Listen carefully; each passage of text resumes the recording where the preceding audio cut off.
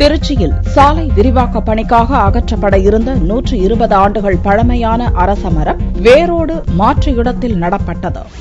திருச்சி மாவட்டம் வயலூர் குழுமணி பகுதிக்கு செல்லும் பகுதியில் உள்ள விளைநிலங்கள் தற்போது குடியிருப்புகளாக மாறியுள்ளன. குடியிருப்புக்காக இந்த பகுதியில் இருந்த ஆயிரக்கணக்கான மரங்கள் வெட்டப்பட்டன. இதனிடையே வயலூர் பகுதியில் ஏற்படும் போக்குவரத்து நெரிசலை தவிர்ப்பதற்காக சாலை விரிவாக்க பணிகள் நடந்து வருகிறது. இதற்காக அப்பகுதியில் 120 ஆண்டுகள் பழமையான அரச மரத்தை அகற்ற திட்டமிடப்பட்டது. இதை விரும்பாத அப்பகுதி மக்கள் தனியார் தொண்டு நிறுவனத்திற்கு தகவல் கொடுத்தனர். அப்பகுதி மக்களுடன் ஆலோசித்த தொண்டு நிறுவனத்தினர் மரத்தை வேரோடு அகற்றி வேறு இடத்தில் நடுவதற்கு முடிவு செய்தனர். அதன்படி பொக்லைன் இயந்திரம் மூலம் தனியார் தொண்டு நிறுவன ஊழியர்களின் உதவியுடன் மரம் வேரோடு அகற்றப்பட்டு லாரியில் கொண்டு சென்று வாசன் குடியிருப்பு பூங்காவில் நடப்பட்டது. ஆயிரக்கணக்கான மரங்களை வெட்டி இருக்கோம். ஆனா இது மாதிரி ஒரு மரத்தை திரும்ப உருவாக்குறதுங்கிறது ஒரு முடியாத காரியம். மரத்தை வேரோட பிடுங்கி வேற இடத்துல நட்டு வச்சுக்கிட்டு இது மாதிரி வேலை செய்யும் போது கொஞ்சம் எங்களுக்கு மகிழ்ச்சியா இருக்கு. ஒரு மரம் வளர்றதுக்கு கிட்டத்தட்ட 120 ஆண்டுகள் ஆயிருக்கு. அந்த மரத்தை